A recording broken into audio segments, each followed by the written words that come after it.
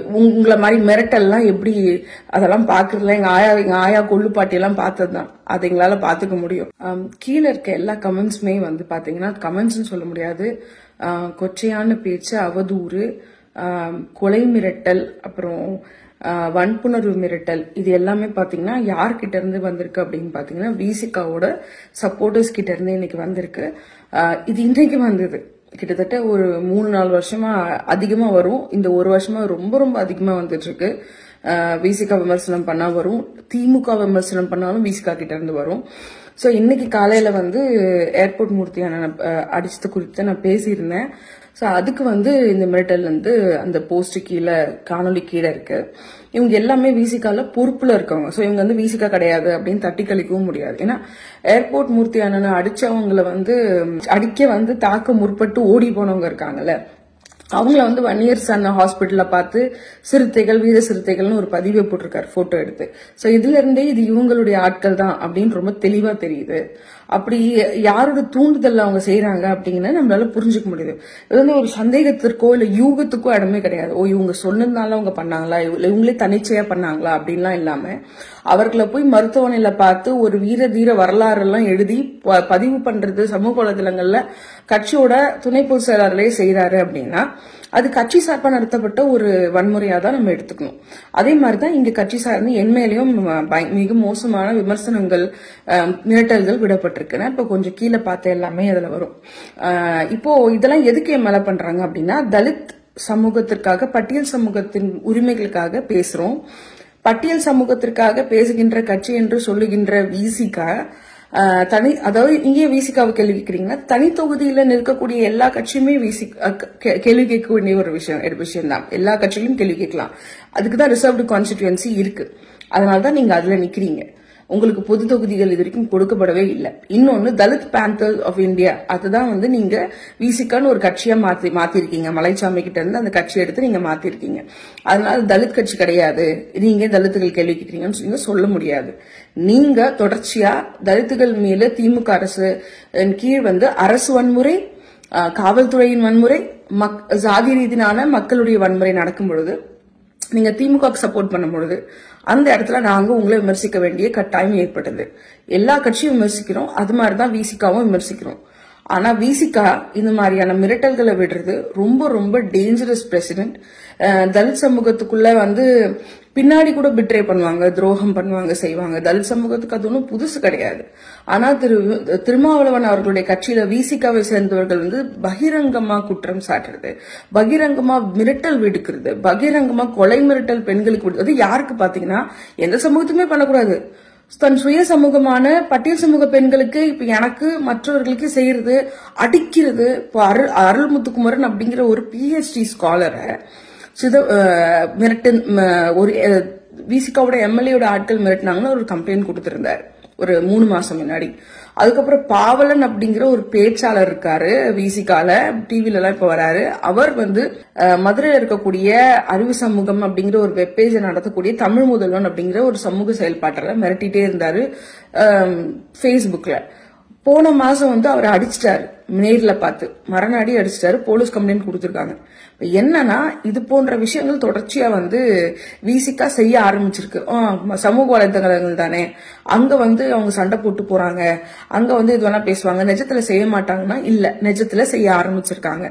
இது வந்து திமுக எப்படி ரவுடிசத்தை தன்னை விமர்சிக்கிறவங்க மேல கட்டவிழ்த்து விடுமோ ஒரு கட்சியா, அதே மாதிரிதான் விசிகாவும் பண்ணுது. இது ரொம்ப ரொம்ப தவறான ஒரு விஷயம். இதுக்கு நான் பயந்துருவேனா அப்படின்னா நான் பயப்பட மாட்டேன். நான் வந்து வலதுசாரி கட்சிகளுடைய வெறுப்பையும் பார்த்திருக்கேன். பல தரப்பட்டு நான் மனித உரிமைகள் பேசும்போது பல தரப்புல இருந்து வரக்கூடிய மிரட்டல்களை நான் பார்த்திருக்கேன், சந்திச்சிருக்கேன். இன்னைக்கு நான் இங்க ஒரு வெளிநாடுகள்ல வந்து இங்க அமெரிக்கால இங்க இருக்கக்கூடிய அரசு அதிகாரிகள் கிட்ட ஒரு தலித் பெண்ணா என் மீது தொடுக்கப்படும் வன்முறைகள் குறித்து தான் பேசிட்டு இருக்கேன். அதுல குறிப்பா ஆன்லைன்ல தொடுக்கப்படும் வன்முறை அது ரியல் லைஃப்ல எப்படி கன்வெர்ட் ஆகுது அதை பத்தி எல்லாம் பேசிட்டு இருக்கேன். அதனாலதான் நான் அந்த DMK, VCK எல்லார பத்தியும் பேச வேண்டிய ஒரு இருக்கு. ஆனா நீ அங்க போய் பேசுறியா, ட்ரம்ப் கிட்ட பேசுறியானா ட்ரம்ப் கிட்ட பேசல. ஆனா நீங்க செய்யற பொறுக்கித்தனம், நீங்க செய்யற ரவுடித்தனம், நீங்க செய்யற மோசமான ரவுடிசம் இருக்கு இல்லையா, இத வந்து உலகம் முழுக்க சொல்வேன்னா சொல்லுவேன். நான் அது ஐநா சபையில சொல்லுவேன், அங்க கூட போய் சொல்வேன். மனித உரிமை மீறலை யார் செஞ்சாலும் தப்புதான். பட்டியல் சமூகத்தை சேர்ந்தவங்களே செஞ்சாலும் தப்புதான். உங்க யோகிதை வந்து உலகம் முழுக்க தெரியணும், உங்க யோகிதை வந்து ஊரே சிரிக்கணும், கண்டிப்பா நான் செய்வேன். ஏன்னா என்ன நான் இவ்வளவு தைரியமான பெண், இவ்வளவு வெளியில போய் நான் தைரியமா இருக்கேன், இவ்வளவு வெளி உலகத்துக்கு தெரிஞ்சிருக்கேன், தேசிய ஊடகத்துல பேசுறேன், குளோபலி நான் அறியப்பட்டிருக்கேன் ஜாதி ஒழிப்பு இயக்கங்கள்ல. அப்படி இருக்கிற எனக்கே இவ்வளவு டார்ச்சர் கொடுக்கும் பொழுது ஒரு சாதாரண பட்டியல் சமூக பெண் ஆணுக்கு இந்த விசிகா கட்சியில இருந்து திமுக இருந்து எவ்வளவு மிரட்டல் கொடுப்பாங்க. அப்போ நான் பணிஞ்சு போக முடியாது இல்லையா? ஐ செட் அன் எக்ஸாம்பிள். சோ நான் பணிஞ்சு போக முடியாது, நான் விட்டு கொடுக்க முடியாது. நீங்க என்ன வேணா நான் பண்ணுங்க, பாத்துடலாம். நீங்க என்ன பண்ண முடியும்? என்ன கொலை பண்ணுவீங்களா, என்ன பண்ணுவீங்கன்னு பாத்துடலாம். நீங்க நினைச்சுக்கலாம் இவங்களை வந்து ஏதாவது பண்ணா யாரும் கேட்க மாட்டாங்க அப்படின்னு. அது ரொம்ப தப்பான கணக்கு. நாங்க இப்போ சர்வதேச அளவுல நட்புறவை வளர்த்துக்கிட்டு இருக்கோம். சர்வதேச அளவுல நெட்வொர்க்கிங் பண்ணி நண்பர்களை, பல அம்பேத்கரியவாதிகளை தேசிய அளவிலும் சர்வதேச அளவிலும் நாங்க ஒன்றிணைச்சிட்டு நாங்க ஒன்னா பயணப்படுறோம். தமிழகத்துல நாங்க விசிகா கூட இல்லைங்கிறதுக்காக நாங்க உதிரிகளோ தனித்து விடப்பட்டவர்களோ கிடையாது. நாங்க மிகப்பெரிய ஒரு சாலிடாரிட்டி குரூப்பா, பட்டியல் சமூக குரூப்பா, பட்டியல் சமூகத்தை தாண்டி தலித் பகுஜன் ஆதிவாசி குரூப்பா நாங்க இயங்கிட்டு இருக்கோம். உங்களுடைய மிரட்டல் இது அதெல்லாம் வந்து நீங்க வச்சுக்கோங்க. ஒருவேளை திமுக உங்களை மிரட்டினா அது வேணா நீங்க கேட்டு போலாம் இல்லையா? நாங்க அப்படி கிடையாது. சோத்துல உப்பு போட்டு திங்கிறவங்க. எங்க தாத்தா ஒரு தலைமை ஆசிரியராக இருந்தாரு, தலித் ஆக்டிவிஸ்டா தான் இருந்தாரு. தன்ராஜ் பறையனார்னு பேர் வச்சுட்டு இருந்தாரு. அதுதான் எங்க தாத்தா. நீங்க வந்து திடீர்னு வந்து இதை பேசாத அதை பேசாதெல்லாம் என்னால விட்டு கொடுக்க முடியாது. அது பட்டியல் சமூகத்துக்குள்ள எந்த உட்பிரிவுக்கு எந்த மனித உரிமை மீறல் நடந்தாலும் நான் கேள்வி கேட்பேன். அது தமிழ்நாட்டில் நடந்தா மட்டும் இல்ல, இந்திய அளவுல நடந்தாலும் சரி, உலக அளவுல நடந்தாலும் நீ கேள்வி கேட்பேன். அது என்னோட உரிமை. நீ ஏன் சீமான் மேடையில பேசின?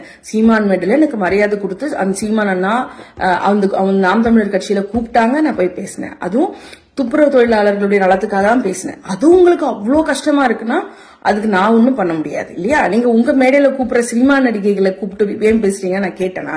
ஏங்க இந்த பார்ப்பன பெண்கள் சினிமா நடிகைகள் சமூகத்தை பத்தி கவலைப்படாதவங்க எல்லாம் ஏன் கூப்பிடுறீங்க நான் கேட்கவே இல்லையே. இல்ல லூலு குரூப்ல சம்பந்தப்பட்ட மோசமான ஆண்கள் அரசியல்வாதிகள் உங்க மேடையில ஏன் கூப்பிட்டு அவங்களெல்லாம் வச்சு ஆணவ கொலை தடுப்பு சட்டம் பத்தி எல்லாம் பேசுறீங்களே, அவமானமா இல்லையா அப்படின்னு நான் கேட்கல.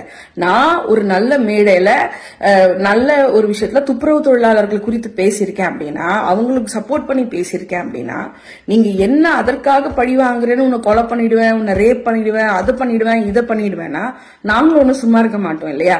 எங்களுக்கும் அரசு தெரியும், எங்களுக்கும் நட்பு இயக்கங்கள் இருக்கு. உங்களை மாதிரி நாங்க அடிக்கலாம் போக மாட்டோம். Because we have brains, we have tools, we have online tools, we have media tools, we have global network. எங்களுக்கு அது எப்படி அறிவா இருந்தவங்களுக்கு அது தெரியும்ல என்ன பண்ணணும்னு. சட்டம் இருக்கு, அரசியலமைப்பு இருக்கு, கோர்ட் இருக்கு, போலீஸ் இருக்கு, நேஷனல் ஹியூமன் ரைட்ஸ் கமிஷன் இருக்கு, நேஷனல் எஸ்சிஎஸ்டி கமிஷன் இருக்கு.